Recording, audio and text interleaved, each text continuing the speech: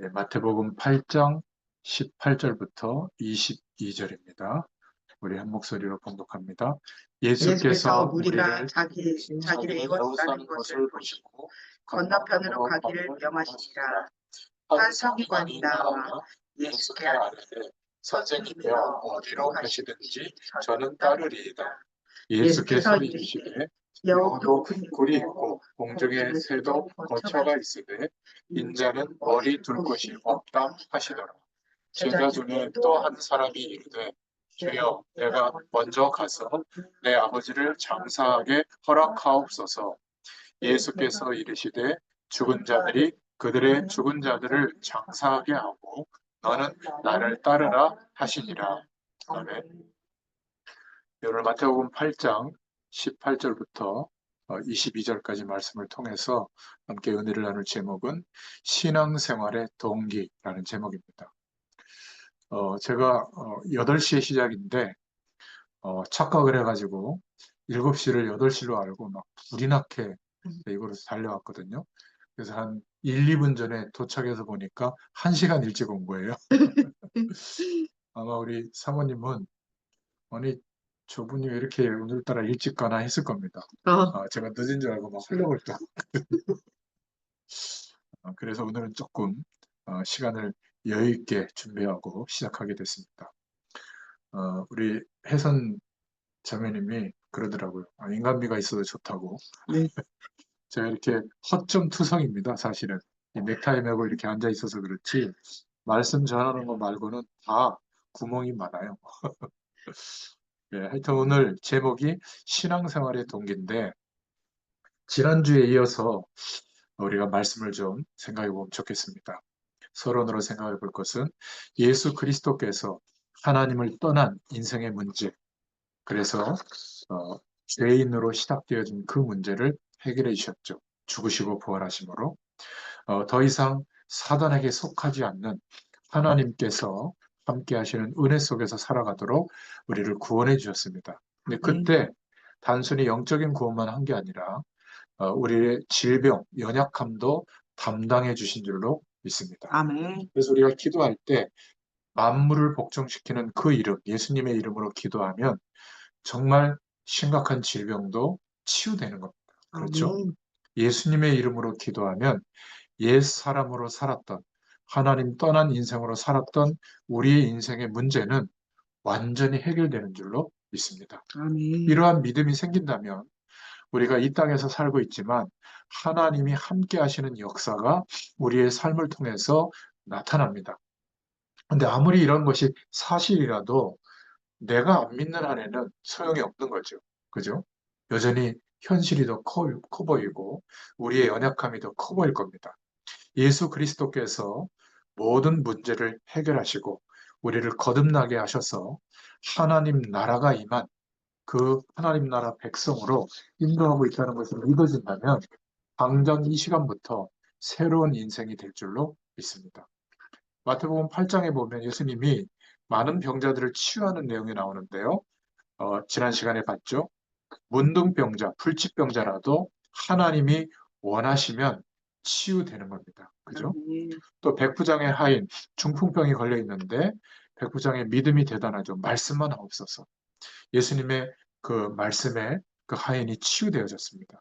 베드로의 장모도 열병을 앓고 있었는데 예수님이 손만 얹었는데도 치유됐죠. 또 귀신 들린 자들, 귀신을 쫓아내고 병을 고쳐주셨습니다. 자, 이렇게 됐더니 예수님을 따르는 사람이 너무 많이 생긴 거예요. 마태복음 8장 18절에 오늘 보니까 예수께서 무리가 자기를 애워쌈을 보시고 너무 많은 사람들이 몰려와서 움직일 수 없을 정도로 사람들이 모인 거예요. 이때 두 가지 사람이 오늘 말씀에 나오는데 한 서기관은 제 직업을 이제 버리고 예수님을 따르겠습니다. 이렇게 얘기한 겁니다. 그러면 칭찬해 줘야 될 텐데 반대말을 하시죠. 오늘 본문에 보니까 예수님이. 그래? 그런데 공중에 새도 자기 집이 있고 거처가 있고 여우도 지낼 굴이 있는데 나는 머리 둘 곳이 없다. 잠잘 곳도 없다. 그래도 괜찮겠냐? 이런 얘기를 하신 거예요. 그리고 또 한 제자가 이런 얘기를 했습니다. 우리 아버지가 돌아가셨는데 좀 장사를 지내고 오겠습니다. 이랬더니 그래, 빨리 가서 잘 도와드려. 이렇게 해야 될 텐데 뭐라고 그래요? 죽은 자는 죽은 자가 장사를 하고 너는 나를 쫓아와라. 쉽게 말하면 가지 말라는 거죠. 그래서 요거를 문자 그대로 해서 집안일 뭐 그런 거 안 해도 된다, 뭐, 또 뭐 장례 같은 거 뭐 그렇게 참석 안 해도 된다. 그렇게 말하는데 오늘 말씀은 그 말이 아니에요. 그러니까 예수님이 지금 쉽게 말씀하시는 내용들이지만 굉장히 하나님의 역사하심이 나타나느냐, 안 나타나느냐의 관건이 되는 중요한 내용들을 말씀하시는 거거든요. 결론부터 말씀드리면 신앙생활의 동기를 얘기하는 겁니다. 그래서 오늘 본론으로 왜 우리가 신앙생활이 잘 안 될까? 신앙이라고 하는 것은 뭔가를 믿는 거잖아요.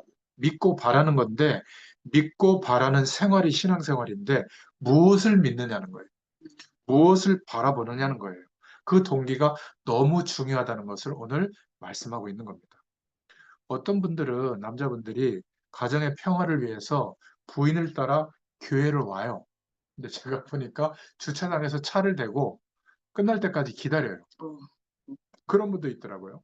가정의 평화를 위해서 교회는 오는데 예배당까지 못 들어오는 분도 있어요. 또 예배당에 와도 뒷좌석에 앉아서 기사 검색하고 있는 분도 있고 그렇습니다. 또 어떤 분들은 어, 몸이 아픈 것 때문에, 질병 때문에, 경제적 어려움 때문에 그런 것이 계기가 돼서 하나님 믿으면 이런 문제가 해결된다 싶어서 예수 믿는 그런 동기가 된 사람도 있습니다. 어떤 면에서는 참 다행이죠. 그런데 우리가 진짜로 하나님이 함께 하시는 축복을 사실적으로 누리려면 무엇을 믿고 있는가, 신앙하고 있는가. 이게 신앙생활, 교회나 우리가 하나님 앞에서 신앙생활하고 있는 그 내용과도 직결되는 거거든요. 신앙생활의 동기가 중요합니다. 하나님이 지금도 응답하시는데 하나님의 응답을 받느냐, 못 받느냐는 여기에 굉장히 관련돼 있죠. 오늘 우리가 이 예배하는 시간에, 현장 예배 시간에 함께 예배하고 있는데 무슨 이유 때문에 이 시간에 여기 앉아 있습니까? 이게 굉장히 중요하거든요. 우리가 예배당에 가서 예배하는데 왜 예배하고 있는가? 그 예배하는 그 중심, 이게 모든 것을 좌우해요. 예수 믿게 된 많은 이유들이 있죠. 그런데 그 이유가 바로 우리가 하나님이 약속하신 그 놀라운 축복들, 영원한 생명의 축복들을 받을 응답과 관계가 있는 거예요. 그렇다면 굉장히 중요하겠죠. 오늘 예수님은 지금 신앙하고 있는 그 신앙생활의 동기를 건드려주고 있는 겁니다. 오늘 보니까 네 번째로 예수님이 기적을 보고 기적을 베푸시는 거 막 병이 났잖아요. 기적적으로. 이 서기관이 이걸 본 거예요. 그래서 어떤 동기를 가지고 지금 얘기하고 있냐면 이분 대단하구나. 이분을 따라다니면 성공하겠구나. 이런 생각을 하게 된 것 같아요. 그러니까 서기관이라고 하는 굉장히 괜찮은 직업인데 그 직업도 버리고 예수님을 지금 따라가겠다고 얘기한 거거든요. 나쁜 건 아니에요. 그러나 이 사람이 가지고 있는 동기를 예수님이 지적해 준 겁니다. 거기에 대한 대답을 한 거죠. 새도 거처가 있고 여우도 굴이 있는데 나를 따라와 봐야 잠잘 것도 없을 수 있다. 괜찮겠냐? 이렇게 얘기를 한 거예요. 얼핏 보면 아무것도 아닌 것 같지만 굉장히 중요한 말을 이 사람에게는 예수님이 하면서 중심을 건드려주고 있는 거거든요. 우리가 왜 지금 여기에 앉아 있으며 왜 우리는 신앙을 하고 있는가? 무엇을 믿고 무엇을 기대하고 있는가? 그 신앙생활을 하고 있는가? 이게 굉장히 중요한 겁니다. 나는 왜 예수 믿고 있는가? 이게 중요한 거예요. 저는 예전에 이 복음의 축복을 알기 전에는 하나님을 신앙해야 될, 믿어야 될 이유가 당연히 없죠. 그러니까 뭐 교회 안 가면 혼나니까 어릴 때부터 아버지가 장로님이시고 하니까 교회는 갔지만 그냥 갔다 온 거예요. 그게 신앙생활의 동기였죠. 그러니 뭐 방황하지 않았겠어요? 그런데 복음을 깨닫게 되고 믿게 하셔서 하나님께서 성령으로 나와 함께 한다는 사실을 알고부터는 제가 신앙, 믿고 바라봐야 될 내용을 알게 된 거예요. 그러니까 신앙생활이 되는 거죠. 저는 그때부터 하나님이 주시는 응답을 받기 시작한 겁니다. 오늘 저와 여러분에게 이러한 축복이 있기를 바랍니다. 아멘. 마태복음 8장 18절에 막 기적만 쳐다보고 사람들이 막 몰려든 거예요. 아마 서기관은 약간 감정적이었던 사람인가 봐요. 자기 인생을 뭔가 바꾸려고 할 때는 생각을 좀 해봐야 될 거 아니겠어요? 그리고 결정해야 될 텐데 무조건 막 예수님 앞에 나는 당신을 따르겠습니다. 원래는 예수님을 그리스도로 믿음의 고백을 한다면 베드로처럼 주님, 나의 주인이라는 표현을 하는 거거든요. 주님은 그리스도십니다. 이렇게 고백해야 될 텐데 이 사람은 내가 선생님을 따르겠습니다. 이렇게 표현을 해요. 오늘 성경에 보니까. 그러니까 주님이라는 고백도 없어요. 이 사람 따라가면 뭔가 대단한 이익이 있겠구나. 능력을 나타내니까. 그러게 예수님이 그 부분을 건드려 준 거예요. 새도 집이 있고 여우도 굴이 있는데 나를 따라온다고? 너 직업도 포기한다고? 그래봐야 머리 둘 곳도 없고 쉴 곳도 없고 여전히 어려울 텐데 괜찮겠어? 그 다음 얘기는 없어요. 예수님이 이 부분을 건드려 준 겁니다. 그러니까 신앙생활의 동기, 내가 무엇을 바라고 기대하고 믿고 있는가, 그것 때문에 우리가 신앙생활을 하잖아요. 그죠? 예배도 드리고, 기도도 하고, 헌신도 하고 하는데, 그 동기가 모든 것을 좌우한다는 것. 지금 예수님을 따르는 사람들이 기적이 일어나는 것을 봤어요. 아니, 하나님이 우리에게 막 기적적으로 응답하는데, 그것을 대단하게 여기고 따라가지 않을 사람이 어디 있겠습니까? 우리도 마찬가지죠. 아무런 응답이 없다. 아무리 하나님 바라봐도 모세처럼 80년을 기다려서 응답이 없다. 어떻게 될까요? 저희가 지금 아침에 창세기를 읽어가고 있는데 아브라함 그렇게 하나님이 약속해 주셨는데 100세나 될 때까지 25년을 기다려야 돼요. 아니 2년 5개월도 아니고 자그마치 25년 동안 약속한 응답이 안 온다면 어떻게 되겠습니까? 불신앙할 만하잖아요. 그렇잖아요? 아브라함이 막 완벽하게 한 번도 불신앙하지 않은 게 아니라 오늘 아침인가 어제 아침에 또 자기 부인을 팔아먹어요. 아비멜렉 왕에게. 예전에 애굽으로 내려가서 한번 그랬으면 하지 말아야 될 텐데 또 팔아먹어요. 아니 나이가 한 80, 90 가까이 됐을 텐데 부인이 이쁘면 얼마나 이쁘다고 그 부인 때문에 자기가 죽는다고 생각할까요? 그렇게 연약한 겁니다. 그런데 연약하더라도 생명의 씨의 언약이 이 아브라함에게 있기 때문에 하나님은 아브라함을 혼내는 게 아니라 아비멜렉을 너 죽어? 이렇게 성경에 나오잖아요. 죽을지니라 이렇게 나왔거든요.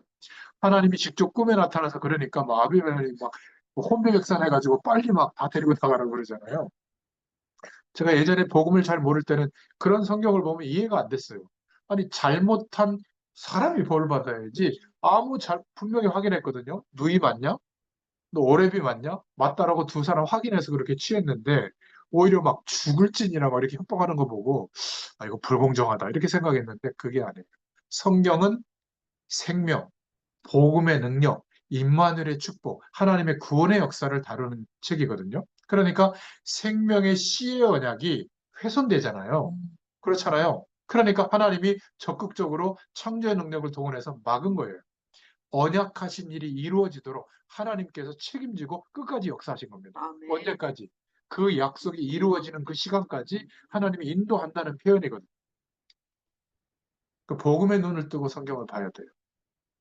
그래서 어, 모든 분야에 저는 복음도 잘 모르면서 구원의 축복도 잘 모르면서 전도사로서 처음 교회에서 봉사하고 시작할 때 뭐 별 보고 출근해서 별 보고 퇴근할 정도로 열심히 했습니다. 뭐 교회에 이런저런 일이 많거든요. 그런 일들을 다 해봤어요. 모든 분야의 준 전문가가 될 정도로. 그런데 사실은 제게는 하나님이 주시는 안식이라든지 평안함이 없었습니다. 늘 현실 걱정, 미래 걱정을 하고 있었죠. 그걸 보고 뭐라 그러는 줄 아세요? 신앙생활을 하고 있지만 종교생활 속에 있었던 겁니다. 뭐 그럴 수밖에 없죠. 제 동기가 바르지 않았던 거예요. 신앙생활의 동기가 무조건 열심히 하는 거였어요. 그러면 어떤 결과가 오겠지. 하나님이 좀 감동해 주셔서 뭔가 좀 잘 되게 하겠지. 뭐 그런 거예요. 또 사람들이 내가 열심히 하는 거 보고 좀 인정해 주겠지. 뭐 그런 정도였습니다. 아무리 열심히 해도 제자가 세워지지 않았고요.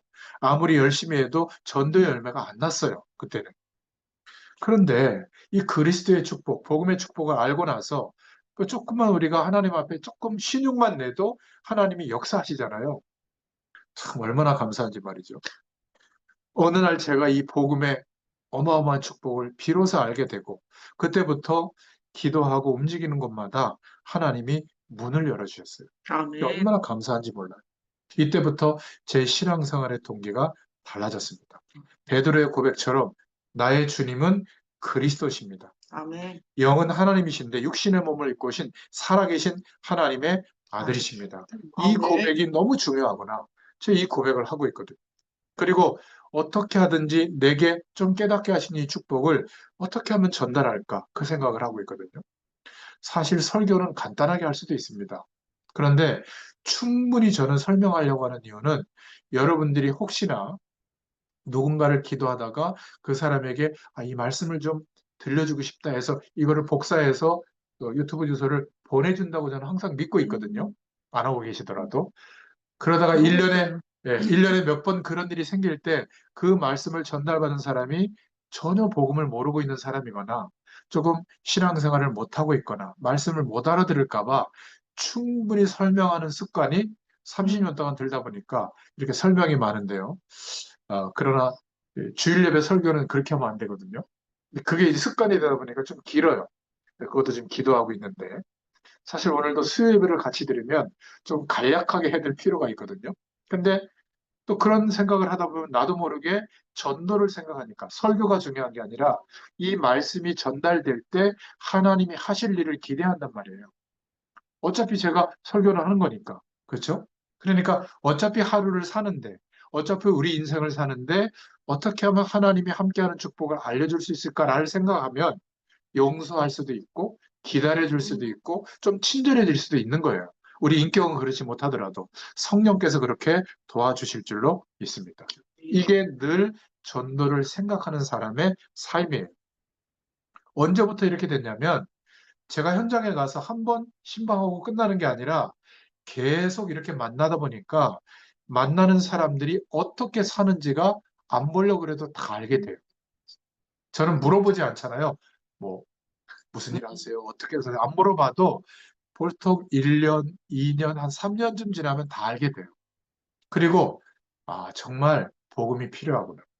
하나님이 함께하는 축복만 경험되면 되는데 너무나 모래 위에 집 짓는 것처럼 다른 데 몰두하고 있구나. 말은 하지 않더라도 느끼겠더라고요. 그러면 점점점 더 이 복음을 어떻게 더 확실하게 전해줄 수 있을까? 이쪽으로 모아지게 돼 있어요. 안 그러면 다른 데 집을 지으면 영적인 문제들이 들이닥치거든요. 그러면 본인의 힘과 노력으로 안 되잖아요. 신앙생활의 동기라는 것이 너무너무 중요합니다. 그런데 이때 예수님의 기적을 보고 따르는 사람들은 신앙의 깊은 것을 보지 못하고 눈에 보이는 기적만 보고 막 따라 붙인 거예요. 그것을 보고 바리새인들은 막 더 시기해서 공격하게 된 거죠.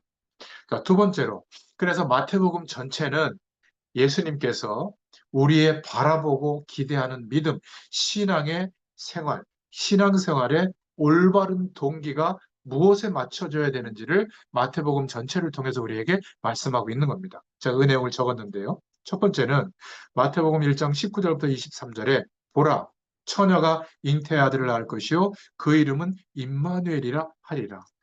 하나님께서 예언하신 대로 약속하신 대로 동정녀 마리아에게 성령으로 잉태되어서 오신 그분, 그 예수님이 그리스도가 되어 주셨는데 그 이름이 임마누엘이다.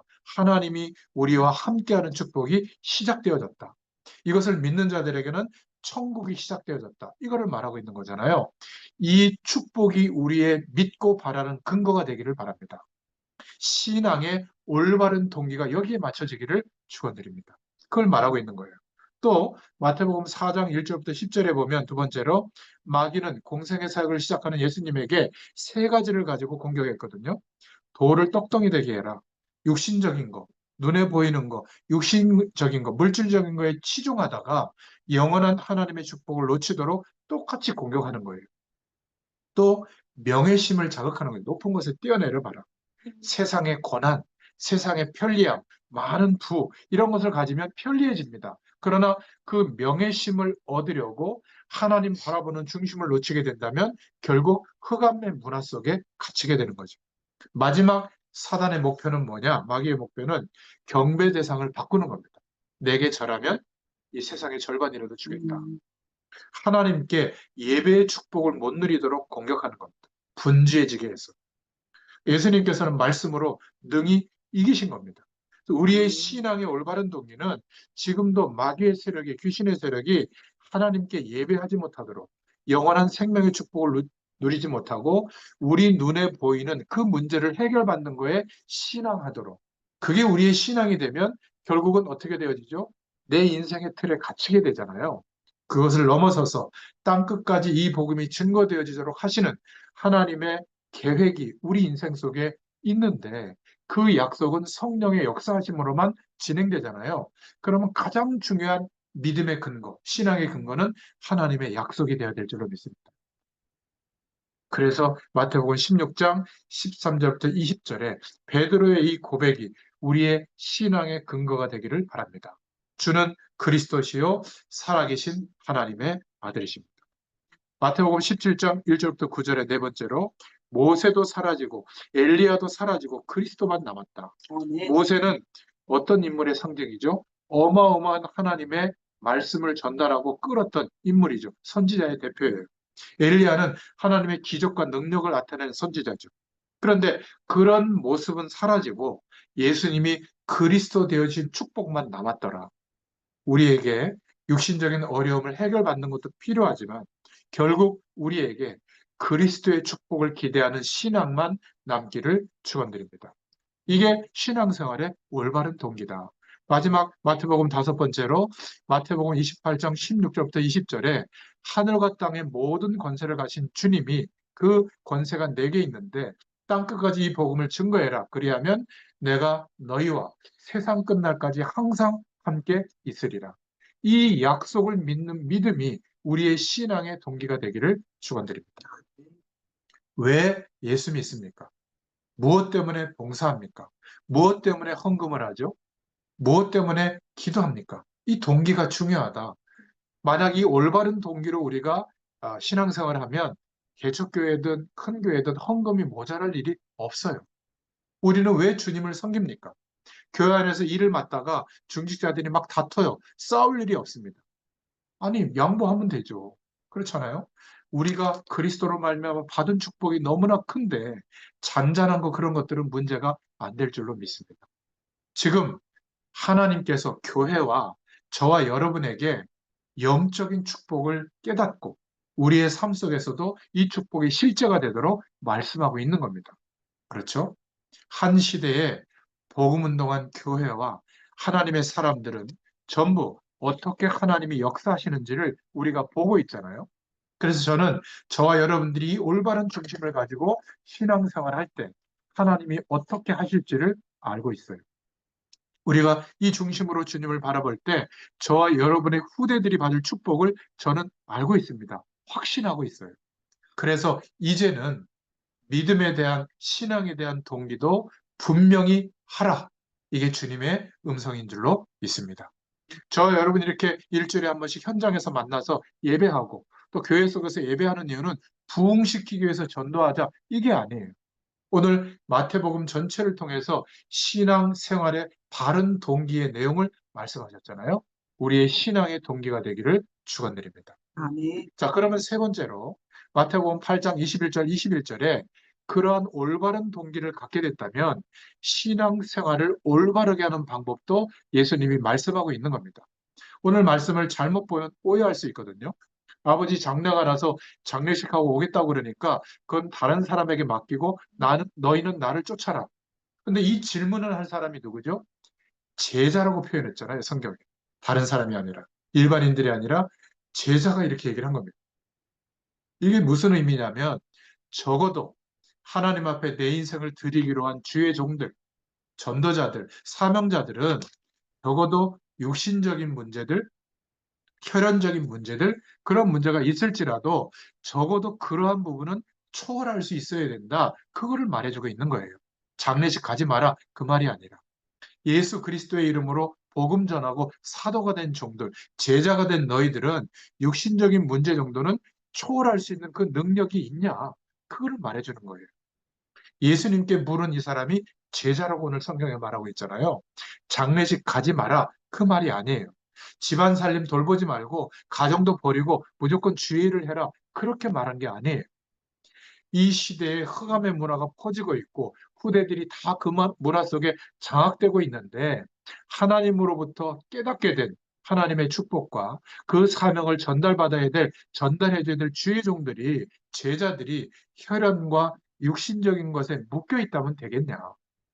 그것은 그 사람들에게 맡기고 이제 하나님을 바라보고 하나님의 일에 순종해라. 그 말인 거죠.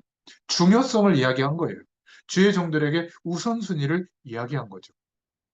물론 우리가 놀러도 가야 되고 맛있는 것도 먹어야 되고 건강도 돌봐야 되고 자녀도 키워야 되고 이런저런 경조사에도 참석해야 되고 뭐 집에 뭐 냉장고만 하나 사러 가족들이 모여가지고 새로 사도 음식해 먹으면 냉장고 좋네 축하도 해야 되고 많아요. 일주일 내내 이만큼도 시간 낼 수가 없을 겁니다. 자녀들 킬 때 뭐 학원 몇 군데 돌면서 차로 가서 다 실어 나르고 다 해야 돼요. 그러면 서울대학 가더라고요. 우리 지역에서 보니까. 그럼 그걸 하지 말란 말이냐? 그 말이 아니에요. 그런 것을 하면서 살되 과연 너의 중심이 어디에 있냐? 그거예요. 그런 것을 악착같이 다 해내면서 하나님께서 원하시는 일은 못하고 있다면 그것은 중심을 바꿔야 되는 게 아니냐. 오늘 주의 음성을 들을 수 있기를 바랍니다. 그런데 이런 믿음과 은혜도 없이 이렇게 하라고 했다고 막 내 개인적인 일은 다 팽개치고 말이죠. 오직 막 하나님의 일을 한다. 그러면 개인적인 일도 안 되고 하나님의 일도 안 될 거예요. 참 희한해요. 하나님의 일은 쉬운 것 같으면서 어려운데 사실은 어려우면서도 쉬워요. 믿음의 눈을 뜨고 보면. 하나님께서 우리에게 약속하신 그 일은 하나님이 이루신다는 것이 믿어지면 상관없어요. 그 믿음대로 열심히 해도 되고 그 믿음대로 좀 못해도 돼요. 그런 말이 무슨 말이냐? 해보시면 압니다. 아무리 악착같이 해도 하나님이 작정하신 때가 돼야 역사하거든요. 그때까지 견디려면 어떻게 해야 돼요? 믿음이 있어야 돼요. 안 그러면 좀 열심히 하다가 열심히 할수록 포기가 빨라요. 그런데 아무리 열심히 해도 안 된다는 거 아는 사람은 어떻게 할까요? 믿음이 있는 사람? 천천히 합니다. 하나님이 하실 것을 믿고 천천히. 그러나 지속적으로 계속합니다. 현장에서 이 말씀 운동을 지속하는 거예요. 아무나 못합니다. 하나님이 이 말씀을 전달받은 사람들을 변화시킬 것이다라는 게 믿어져야 지속이 돼요.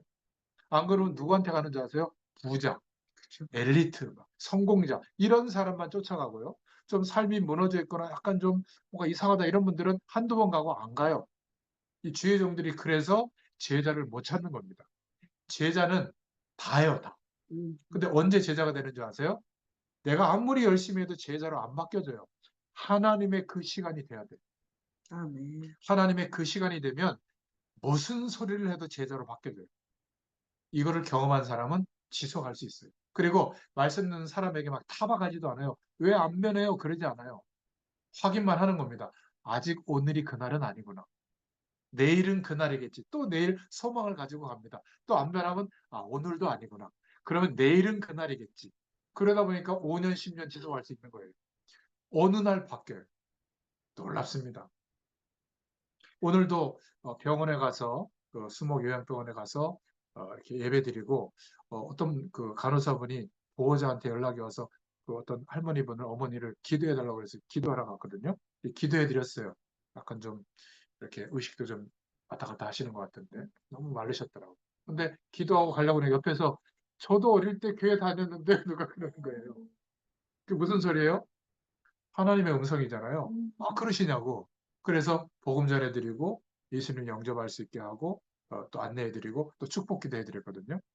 제가 매주 수요 예배 오니까 끝나고 와서 기도해드리겠어요. 그랬더니 너무 어린아이처럼 좋아하더라고요. 그러니까 하나님이 그렇게 문을 여시고 기다리고 있는 거예요. 그럼 그때는 하나님이 이렇게 하셨구나 하고 심부름하면 되는 겁니다. 그렇죠? 오늘 얼마나 기쁜지 몰라요. 여러분, 신앙생활하는 방법을 말하고 있는 겁니다. 그거 해라, 그게 옳은 거다, 그거 하지 말아라, 그게 옳은 거다, 그 말이 아니에요. 개인의 믿음의 수준에 따라 다 다른 거예요. 기준들이, 방법들이. 어떤 사람은 막 생명 걸 수도 있거든요. 어떤 사람은 돈 많은 헌금하는 것도 어려운 거예요. 왜냐하면 그 정도 믿음밖에 없는 거예요. 그러면 그게 나쁜 게 아니라 그렇게 해도 돼요. 하나님이 부족한 분이 아니에요. 그렇지 않습니까? 우리는 자꾸 신앙생활의 방법을 세상의 방법처럼 막 모든 노력을 동원해서 막 최선을 다하고 나쁜 건 아니지만 그러면 고달픕니다. 신앙생활이 고달퍼요. 안식과 평안이 오는 게 아니라 고달퍼요. 또 어떤 사람은 에이 뭐 될 대로 되겠지. 뭐 하나님이 알아서 하시겠지. 그거는 믿음이 아니에요. 그렇죠? 하나님을 믿는 게 아니에요. 하나님을 믿는다면 내게 은혜 주시는 만큼 최선을 다하는 게 믿음이죠. 그죠? 그럼 나머지는 하나님이 하시는 것을 보게 될 줄로 믿습니다. 오늘 중요성, 우선순위를 제자들에게, 주의 종들에게 말씀하시는 거예요. 그렇다면 오늘 말씀을 통해서 결론을 맺겠습니까? 도대체 여러분에게 예수님이 누구라고 답이 났습니까? 이게 중요한 거예요. 이 지금 예수님을 따라다니는 오늘 본문의 사람들은 기적은 봤는데 도대체 예수님이 누구신지 모르고 따라다닌 거예요. 마구잡이로 붙은 거죠. 여러분, 예수님이 도대체 누구십니까? 우리는 알고 있잖아요.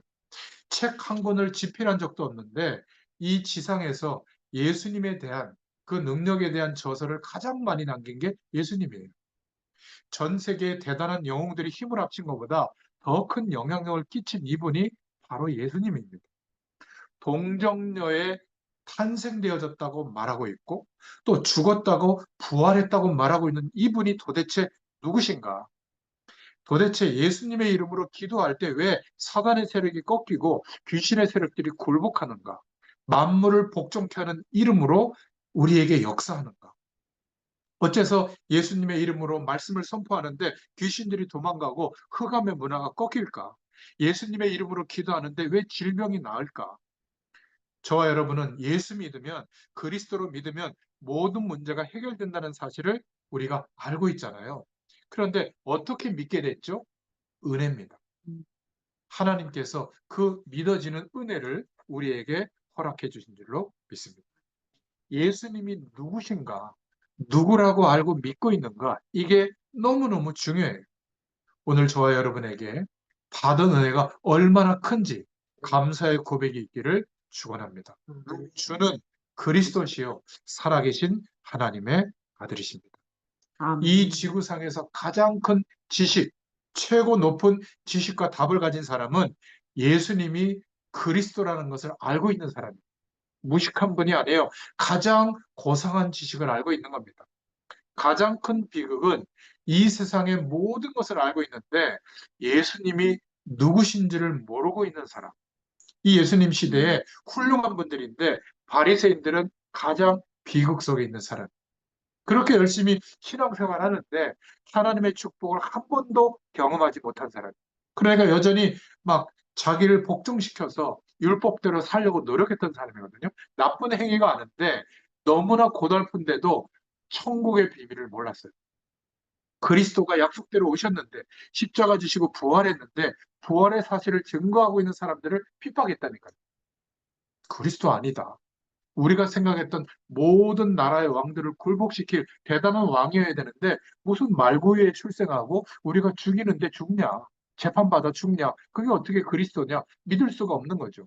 죽으시고 부활하심에 대한 소식을 들었음에도 불구하고 그 소식을 전하는 전대아들을 핍박할 수밖에 없는 당위성을 가진 이유가 뭐냐면 그렇게 열심히 신앙생활한 거예요. 참 아이러니하죠. 초대교회 사람들은 그 기준으로 볼 때 신앙생활 하는 것도 아니에요. 말씀대로 사는 것도 아니에요. 대단하게 노력하는 것도 아니에요. 그냥 믿고만 있거든요. 그러니까 비아냥되고 인정하지 않은 겁니다. 그런데 어떻게 됐을까요? 성령의 역사하심이 40년 동안 어마어마한 비용을 투자하고 국고를 들여서 만든 헤롯 성전, 예루살렘 성전의 성경 역사가 시작된 게 아니라 그들이 볼 때 그지들이 먹을 거 없어서 서로 나눠 먹는 한 100여 명에 모이는 초대교회 거기에서부터 성령이 역사하니까 어떻게 됐죠? 계속적으로 하나님의 역사가 나타난 겁니다. 300년이 지나고 나니까 이스라엘을 정복했던 식민지 삼았던 로마의 황제와 로마의 귀족들조차도 국교로 인정할 만큼 하나님의 역사가 나타난 줄로 믿으시길 바랍니다. 오늘 우리에게 도대체 예수님이 누구신가? 이 답을 우리에게 주셨다면 이제 신앙의 바른 동기 점검해 보시기 바라고, 또 신앙생활의 가장 중요한 방법, 정말 하나님의 뜻이 맞다면, 적어도 우리가 그리스도의 일꾼으로 세워진 게 맞다면 육신적인 것, 혈연적인 것, 그 정도는 초월할 수 있는 그러한 신앙으로 자라야 될 줄로 믿습니다. 우선순위를 우리에게 말씀하시는 줄로 믿습니다. 기도하겠습니다. 하나님, 너무 감사합니다. 오늘도 이 천왕동에서 현장에서 함께 예배하게 하심을 감사합니다. 우리 복음의 교회 성도들과 함께 또 동일한 은혜 속에 예배하게 하심을 감사합니다. 오늘 이 말씀을 통하여 주님께서 우리에게 말씀하시는 주의 음성이 우리 각자의 심령 안에 담겨지게 하셔서 일평생 우리가 신앙하는 내용이 하나님께서 우리에게 말씀으로 약속하신 그 내용이 되게 하시고, 그것을 믿는 믿음을 선택할 때마다 하나님의 놀라운 역사하심이 우리의 모든 삶 가운데 임하고 나타나게 되도록 역사하여 주시옵소서. 오늘도 함께 하심을 감사드리며 예수님의 이름으로 간절히 축복하옵고 기도하옵나이다. 아멘. 감사합니다. 하나님께 영광을 돌리고 마치겠습니다. 감사합니다.